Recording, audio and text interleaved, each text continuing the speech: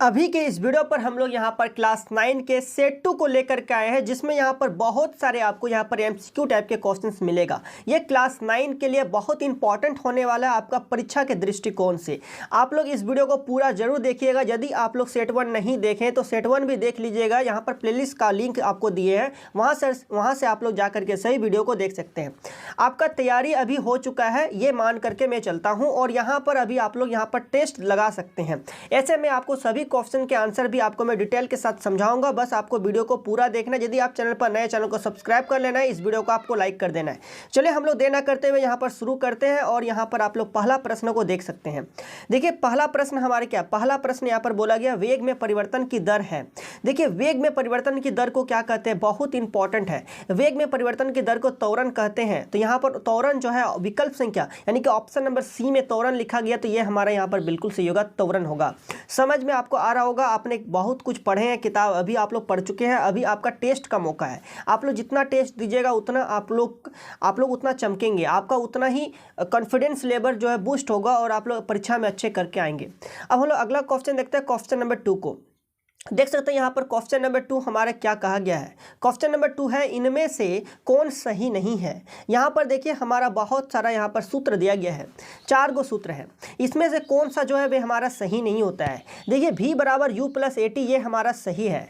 s बराबर U T plus half A T square ये भी हमारा सही है। सी ऑप्शन में लिखा है v स्क्वायर बराबर यू स्क्वायर प्लस 2as ये हमारा बिल्कुल सही है। लेकिन डी वाला ऑप्शन हमारा गलत है। डी वाला ऑप्शन में क्या लिखा है, v square plus you square बराबर 2as, ये ऐसा हमारा नहीं होता है। यहाँ माइनस होता है लेकिन यहाँ प्लस है। इस हिसाब से ये वाला हमारा ऑप्शन नंबर डी यहाँ पर सही चुनने को कहा गया था। ऑप्शन नंबर डी यहाँ पर हमारा बिल्कुल सही हो जाएगा। तो यहाँ पर कौन सा ऑप्शन सही है, बताइए बताइए। ऑप्शन नंबर डी सही है। अगला क्वेश्चन देखिए, क्वेश्चन नंबर 3 को देखिए। क्वेश्चन नंबर 3 सुंदर सा प्रश्न है, बहुत इंपॉर्टेंट है, ध्यानपूर्वक आपको देखना है। क्वेश्चन नंबर 3 यहाँ पर क्या बोला गया। क्वेश्चन नंबर 3 हमारा है एक कार 2 घंटा में 100 किलोमीटर, ध्यान दीजिएगा, 2 घंटा में 100 किलोमीटर की दूरी तय करती है। इसकी औसत चाल यानी कि औसत चाल आपको निकालने को कहा गया है। देखिए चाल बराबर क्या होता है, दूरी बटा समय होता है। क्या होता है, चाल बराबर होता है दूरी बटा समय होता है। ठीक है, तो यहाँ पर आप लोग यहाँ पर बैठा दीजिए चाल बराबर दूरी बटा समय, दूरी बटा समय, ये आपको बैठा करके आपको निकाल देना है। ठीक है, तो यहाँ पर देखिए एक कार 2 घंटा में 100 किलोमीटर की दूरी तय करता है। तो यानी कि यहाँ पर जो है हमें चाल निकालने को कहा गया है, और यहाँ पर दूरी जो है दिया गया है 100 किलोमीटर। क्या दिया गया है, 100 किलोमीटर दिया गया है, और समय आपका 2 घंटा दिया गया है ना। तो देखिए 2 से 100 कट जाएगा 50 बार में, तो हमारे यहाँ पर कितना आएगा, 50, यहाँ पर कितना आएगा, 50 बार में कटा ना, तो यहाँ पर हमारा आएगा 50 किलोमीटर, और ये घंटा क्या है, नीचे है, तो ये घंटा हमारा प्रति में हो जाएगा। यानी कि इसका आंसर हमारा होगा 50 किलोमीटर प्रति घंटा। अब 50 किलोमीटर प्रति घंटा कौन से विकल्प में है, वो वाला विकल्प हमारे यहाँ पर बिल्कुल सही हो जाएगा। आप लोग बता दीजिए कि 50 किलोमीटर प्रति घंटा किस वाला विकल्प में है। तो विकल्प संख्या 2 यहाँ पर जो हमारे क्या बिल्कुल सही है, 50 किलोमीटर प्रति घंटा। मेरे हिसाब से, मेरे ख्याल से आप लोग समझ चुके हैं। अगला क्वेश्चन को देखते हैं हम लोग, क्वेश्चन नंबर 4 को, जो कि आप लोग यहाँ पर क्वेश्चन नंबर 4 को देख सकते हैं। और क्वेश्चन नंबर 4 यहाँ पर क्या कहा गया है, किसी वस्तु के जड़त्व की माप। देखिए किसी वस्तु का जड़त्व जो है, इसकी माप जो है उसके द्रव्यमान पर निर्भर करता है। यानी कि किसी वस्तु का द्रव्यमान ज़्यादा होगा मतलब उसका जड़त्व ज़्यादा होगा, है ना। और जड़त्व को हम लोग कंपेरिजन करके बताते हैं। जैसे कि हमारे यहाँ पर कोई 50 किलो का कोई वस्तु है, इसका द्रव्यमान है 50 kg। अगला वस्तु हमारा है 20 किलोग्राम का द्रव्यमान, मतलब 20 किलोग्राम इसका द्रव्यमान दिया गया है। तो बताइए किसका जड़त्व ज़्यादा होगा। जड़त्व 50 किलोग्राम वस्तु का जड़त्व ज़्यादा होगा। मतलब यहाँ पर जड़त्व किस पर निर्भर करता है, तो उसका द्रव्यमान पर निर्भर करता है। तो यहाँ नहीं कि यहाँ पर जो ऑप्शन नंबर ए यहाँ पर सही होगा, द्रव्यमान यानी कि मास। अगला क्वेश्चन देखते हैं हम लोग, क्वेश्चन नंबर 5 को देखिए। क्वेश्चन नंबर 5 यहाँ पर क्या है, क्वेश्चन नंबर 5 यहाँ पर कहा गया है, जो कि आप लोग भी देख सकते हैं। क्वेश्चन नंबर 5 यहाँ पर है 2 किलोग्राम यहाँ पर बोला गया है 2 किलोग्राम द्रव्यमान वाली वस्तु को 5 मीटर प्रति सेकंड स्क्वायर दर से त्वरित करने में कितना बल की आवश्यकता होगी। मतलब यहाँ पर देखिए हमारा द्रव्यमान यानी कि m का मान दिया गया है, वे कितना दिया गया, 2 किलोग्राम दिया गया है। और क्या दिया गया, त्वरण दिया गया है, ए का मान दिया हमारा 5 मीटर प्रति सेकंड स्क्वायर। त्वरण का मात्रक मीटर प्रति सेकंड स्क्वायर, यह भी आपको यहाँ पर याद रखना है। हमें यहाँ पर बल की आवश्यकता है, यानी कि F बराबर, आपको सूत्र पता है, F बराबर ma होता है। तो 5 और 2 को मल्टीप्लाई कीजिए, कितना होगा, 5 दूनी 10, यानी कि यहाँ पर जो 10 न्यूटन होगा। ऑप्शन नंबर बी यहाँ पर बिल्कुल सही है। समझ में आ रहा है तो इस वीडियो को लाइक कर दीजिए। अगला क्वेश्चन देखिए, क्वेश्चन नंबर 6 को। तो ये रहा हमारा क्वेश्चन नंबर 6। और क्वेश्चन नंबर 6 यहाँ पर है रॉकेट का प्रणोदन किस सिद्धांत पर आधारित है। देखिए रॉकेट जो है, इसका रॉकेट का प्रणोदन बहुत आसान क्वेश्चन है। रॉकेट का प्रणोदन किस सिद्धांत पर आधारित है, तो यहाँ पर जो है हमारा होगा संवेग संरक्षण का सिद्धांत, यानी कि ऑप्शन नंबर 1 ही यहाँ पर हमारा, ऑप्शन नंबर ए जो है ये हमारे यहाँ पर सही हो जाएगा, संवेग संरक्षण का सिद्धांत। अगला क्वेश्चन देखते हैं क्वेश्चन नंबर 7 की ओर। देखिए क्वेश्चन नंबर 7 हमारी क्या है, सार्वत्रिक गुरुत्वीय नियतांक या स्थिरांक बोथ हैव सेम, जी का एसआई मात्रक आपको पूछा गया है। देखिए जी बराबर, यहाँ का जी का एसआई मात्रक पूछा गया है, जी बराबर क्या होगी, चलिए आपको मैं यहाँ पर बता दूँ। देखिए हमारे यहाँ पर क्या पूछा गया, जी का मात्रक पूछा गया है ना, तो इसका होगा न्यूटन मीटर स्क्वायर पर किलोग्राम स्क्वायर, यानी कि यहाँ पर जो ऑप्शन नंबर सी जो है वाला हमारे क्या हो जाएगा, बिल्कुल यहाँ पर सही हो जाएगा। तो चलिए आपको मैं यहाँ पर बताता हूँ आखिर जी का यहाँ पर एसआई मात्रक ये वाला सी वाला ऑप्शन जो है क्यों हुआ। तो चलिए आपको मैं कारण के साथ पूरा डिटेल बताऊँगा। देखिए आपको यहाँ पर पता है एफ का सूत्र आपको पता है कि ये एफ बराबर क्या होता है, एफ बराबर होता है G into capital M small M by D square, आपके किताब के अनुसार, है ना। तो यहाँ पर यदि आप लोग जी निकालिएगा तो ये क्या हो जाएगा, क्रॉस मल्टीप्लाई, एफ और डी हमारा गुना हो जाएगा, तो यहाँ पर हो जाएगा एफ डी स्क्वायर और नीचे हो जाएगा हमारा कैपिटल एम स्मॉल एम। तो इस प्रकार से फोर्स जो है इसका मात्रक क्या होती है, न्यूटन, और यहाँ पर डी क्या है, डिस्टेंस इसका बीच का, ठीक है। तो डी जो डिस्टेंस और डी का स्क्वायर है, यानी कि यहाँ डी का डिस्टेंस इसका मात्रक स्क्वायर का मीटर स्क्वायर हो जाएगा, और नीचे किलोग्राम, मतलब कि इसका भी मास किलोग्राम, इसका भी मास किलोग्राम में, तो यानी कि हो जाएगा किलोग्राम स्क्वायर, क्या हो जाएगा, किलोग्राम स्क्वायर। तो आप लोग इसे लिख सकते हैं न्यूटन मीटर स्क्वायर प्रति किलोग्राम स्क्वायर, या फिर आप लोग ऐसे भी लिख सकते हैं इसे। चलिए कैसे लिखिएगा आपको मैं वो भी तरीका बता दूंगा। तो यहाँ पर देखिए आप लोग यहाँ लिख सकते थे इसे न्यूटन मीटर स्क्वायर प्रति, मतलब प्रति नहीं लगाइएगा, किलोग्राम लिखिएगा और घात में इसका -2 कर दीजिएगा, तो ये भी इसका मात्रक ही हुआ, है ना। तो इस प्रकार से 7 नंबर का ऑप्शन नंबर सी यहाँ पर बिल्कुल सही था, जो कि आप लोग यहाँ पर समझ चुके हैं। अगला क्वेश्चन देखिए क्वेश्चन नंबर 8, ये रहा क्वेश्चन नंबर 8। और क्वेश्चन नंबर 8 यहाँ पर क्या कहा गया, देखिए जब किसी तरल में किसी वस्तु को डुबोने पर तरल द्वारा वस्तु पर ऊपर की ओर लगाने वाला बल क्या कहलाता है। बहुत इंपॉर्टेंट, ऊपर की ओर वस्तु द्वारा लगाए गए, तरल द्वारा लगाया गया जो बल जो है वे हमारा उत्प्लावन बल कहलाता है। तो ऑप्शन नंबर बी यहाँ पर सही हो जाएगा। अगला क्वेश्चन देखते हैं क्वेश्चन नंबर 9 की ओर। देखिए क्वेश्चन नंबर 9 हमारा बहुत सुंदर प्रश्न है, और ऐसा प्रश्न एग्जाम में जो आता ही आता है। तो यहाँ पर देखिए गतिज ऊर्जा का व्यंजन पूछा गया है। देखिए गतिज ऊर्जा का व्यंजन क्या होती है, बहुत इंपॉर्टेंट। गति कर रही है, यानी कि इसमें जो है हमारा वेग होगा, और वेग होगा तो यहाँ पर सूत्र आप लोग फटाक से कर दीजिए, ऑप्शन नंबर बी यहाँ पर हमारा सही हो जाएगा, 1/2 mv²। और यदि यहाँ पर स्थितिज ऊर्जा बोला रहता तो स्थितिज ऊर्जा के लिए यहाँ पर जो है ऑप्शन नंबर ए हमारा सही होता है। स्थितिज ऊर्जा का यहाँ पर व्यंजन जो होता है वे होता है mgh, और गतिज ऊर्जा का होता है 1/2 mv²। तो इस प्रकार से यहाँ पर 9 नंबर का बी वाला ऑप्शन सही है। और यदि यहाँ पर स्थितिज ऊर्जा पूछा रहता तो आप लोग क्या करते हैं, mgh लगाते हैं। अगला क्वेश्चन देखते हैं क्वेश्चन नंबर 10 को।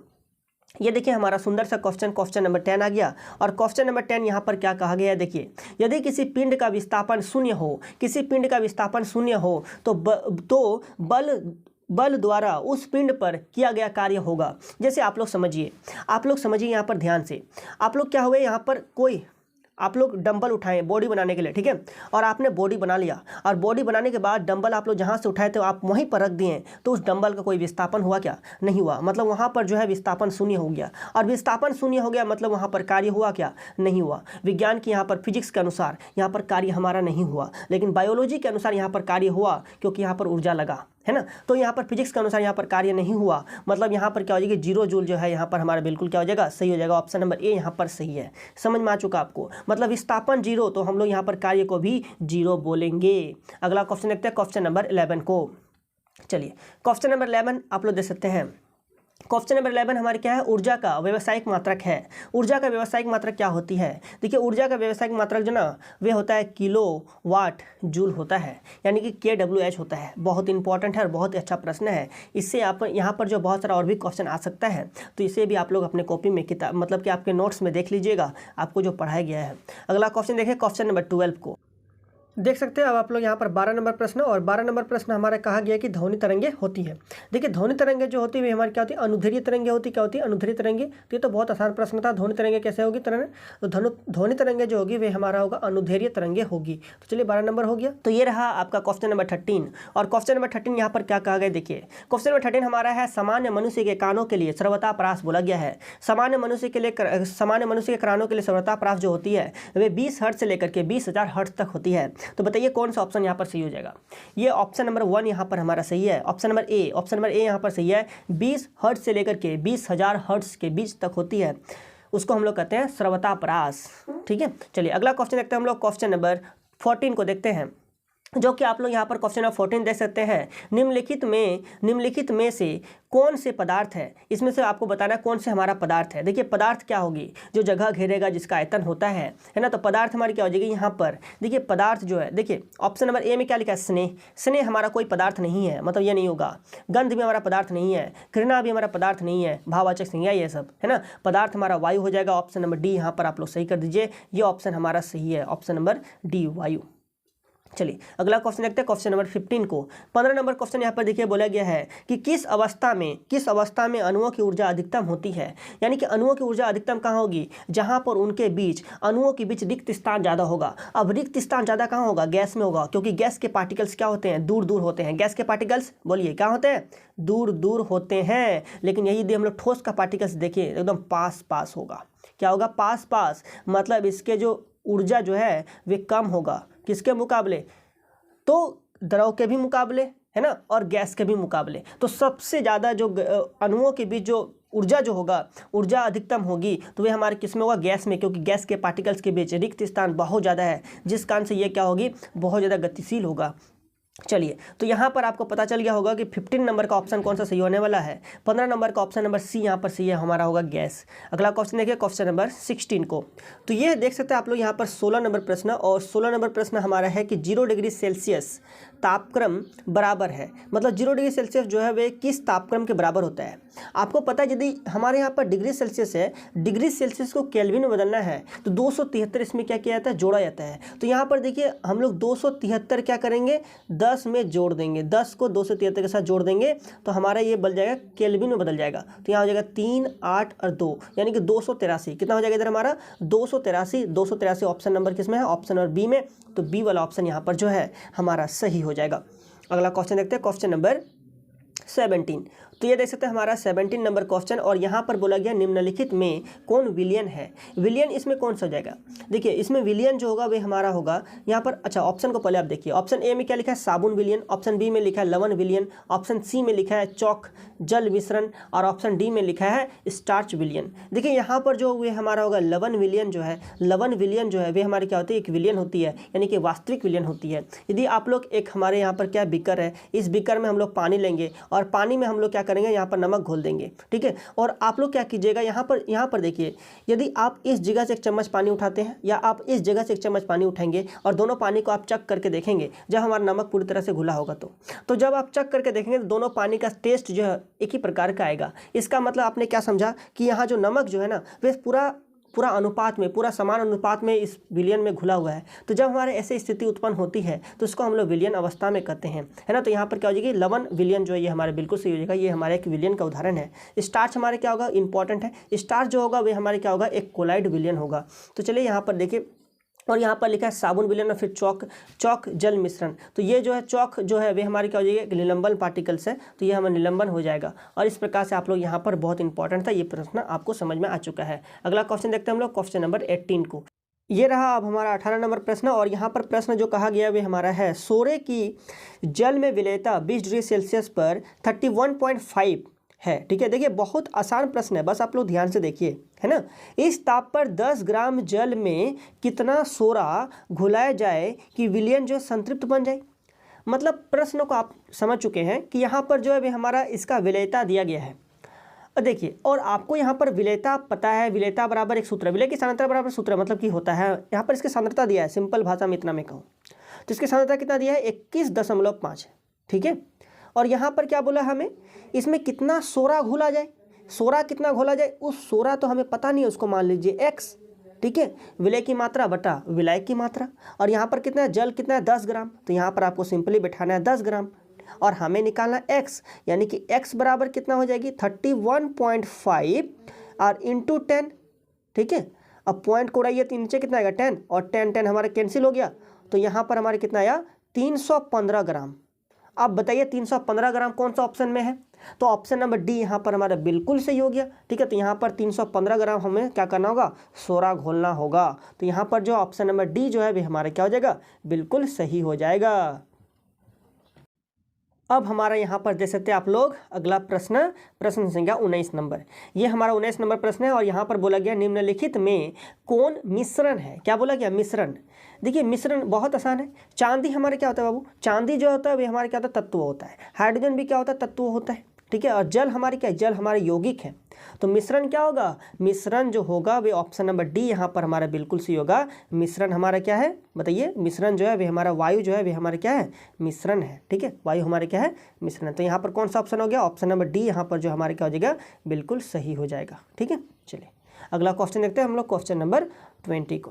तो ये देख सकते हैं हमारा 20 नंबर प्रश्न, और 20 नंबर प्रश्न यहाँ पर क्या बोला गया है, 20 नंबर प्रश्न हमारा बोला गया है कि अवोगाड्रो संख्या का मान क्या है।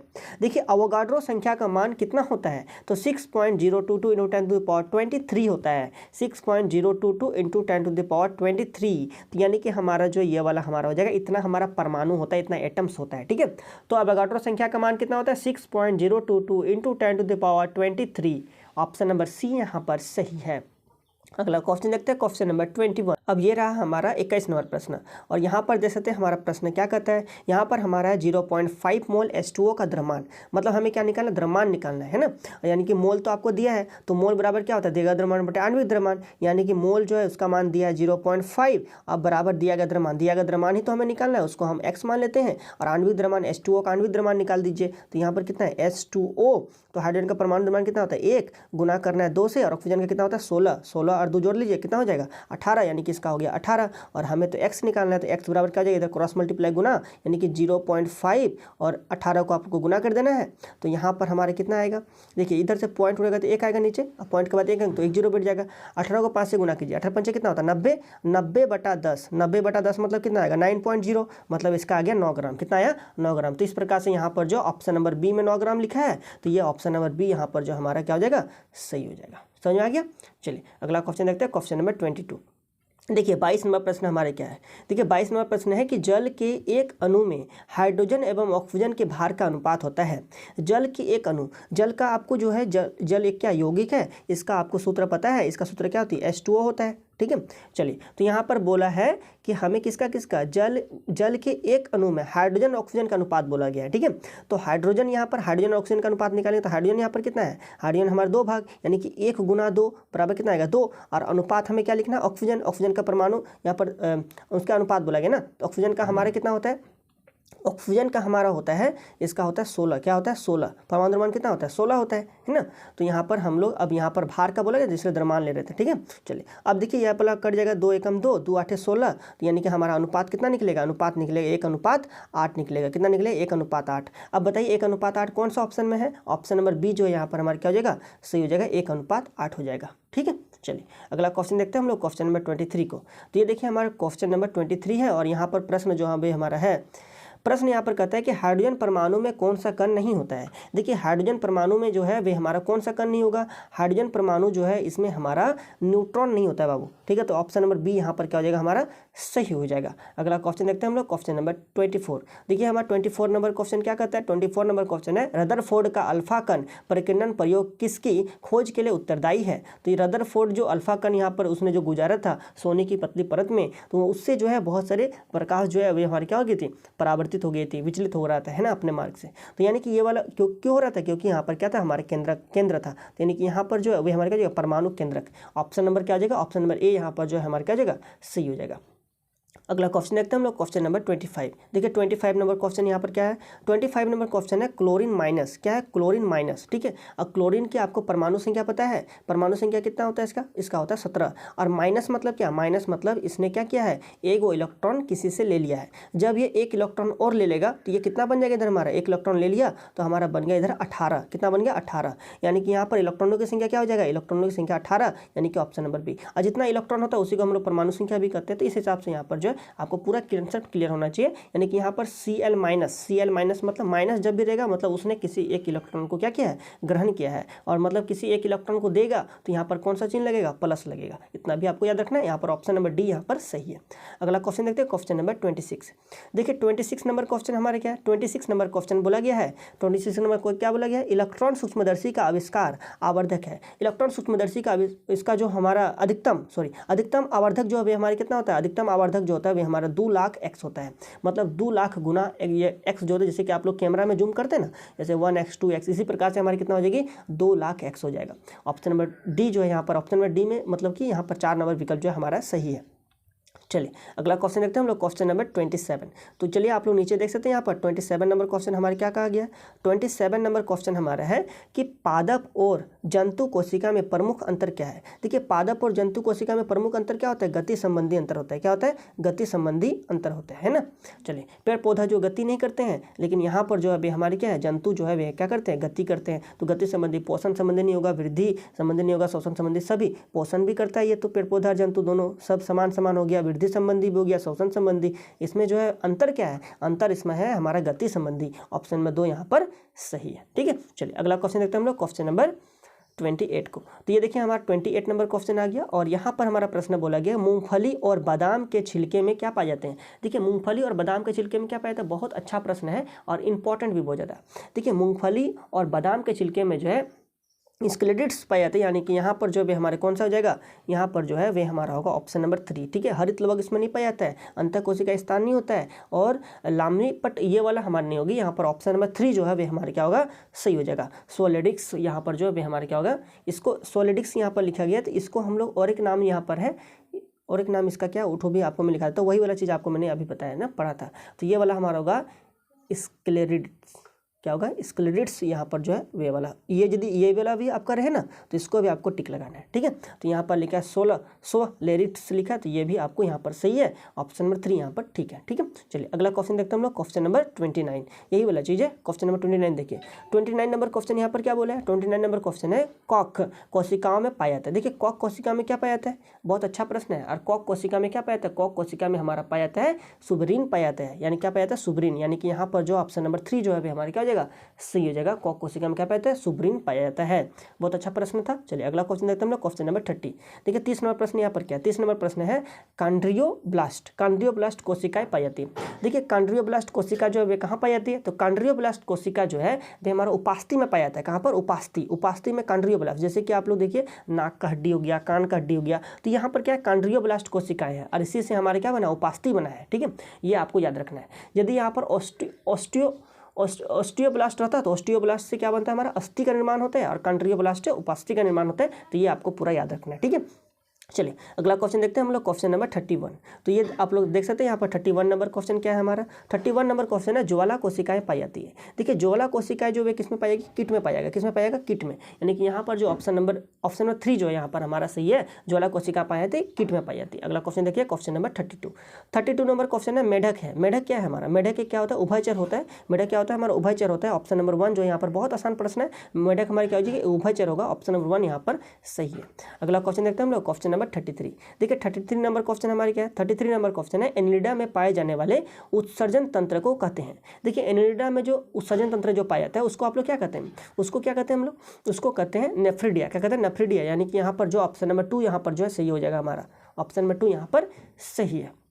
अगला क्वेश्चन देखते हैं हम लोग, क्वेश्चन नंबर 34 को। ठीक है, 33 नंबर हो गया, अब हम लोग क्वेश्चन नंबर 34 को देखते हैं। देखिए 34 नंबर क्वेश्चन क्या बोला गया, 34 नंबर क्वेश्चन है एक विश्वव्यापी बीमारी है। एक विश्वव्यापी बीमारी क्या होती है, एड्स हमारे क्या, एक विश्वव्यापी बीमारी, जो कि आप लोग किताबें पढ़े हैं वहाँ पर आपको लिखा गया। ठीक है, तो वहीं से डायरेक्ट उठा दिया गया और ऑप्शन बना दिया गया। अगला क्वेश्चन देखते हैं, क्वेश्चन नंबर 35। देखिए 35 नंबर क्वेश्चन क्या है, एक संक्रामक रोग है। संक्रामक रोग क्या होगी, जो फैलता है ना, संक्रामक रोग जो हृदय रोग, कैंसर, कुष्ठ रोग। यहाँ पर हमारी क्या हो जाएगी, ऑप्शन नंबर 4 जो है हैजा हो जाएगा। ये हमारा ये वाला रोग जो है संक्रामक रोग है, यानी कि यहाँ पर जो ऑप्शन नंबर 4 यहाँ पर ठीक है, ठीक है। चलिए अगला क्वेश्चन देखते हैं, क्वेश्चन नंबर 36। देखिए 36 नंबर क्वेश्चन है, कौन प्राकृतिक संपदा नहीं है। इसमें प्राकृतिक संपदा कौन नहीं है, तो प्राकृतिक संपदा खेत जो है वे हमारे यहाँ पर खेत जो है वे हमारा नहीं होगा, ठीक है।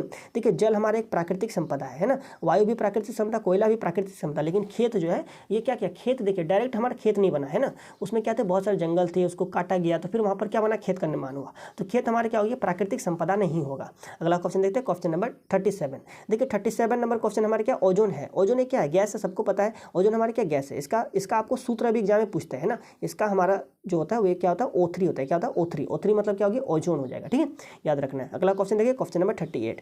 देखिए 38 नंबर क्वेश्चन हमारे क्या, 38 नंबर क्वेश्चन बोला गया एक प्राकृतिक संपदा है। प्राकृतिक संपदा क्या है, देखिए प्राकृतिक संपदा, वही क्वेश्चन रिपीट हो रहा है लेकिन थोड़ा अलग है। यहाँ पर देखिए जल भी हमारे क्या प्राकृतिक संपदा है, वायु भी क्या प्राकृतिक संपदा, मिट्टी भी क्या प्राकृतिक संपदा, यानी कि ये सभी, यानी कि यहाँ पर जो ऑप्शन नंबर कौन सा सही हो जाएगा, ठीक है, यहाँ पर ऑप्शन नंबर 4 जो है हमारे क्या है, सही है, ये सभी होगा, ठीक है। अगला क्वेश्चन देखिए, क्वेश्चन नंबर 39।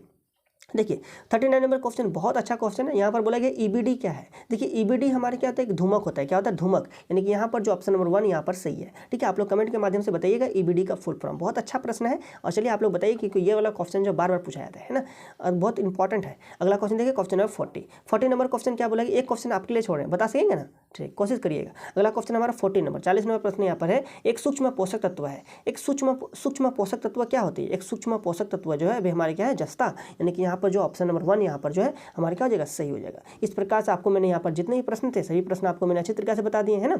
कोई भी डाउट है तो आप कमेंट के माध्यम से पूछ सकते हैं। बस तब अभी इस वीडियो में इतना ही, मिलते हैं अगले वीडियो में, तब तक के लिए बहुत बहुत धन्यवाद।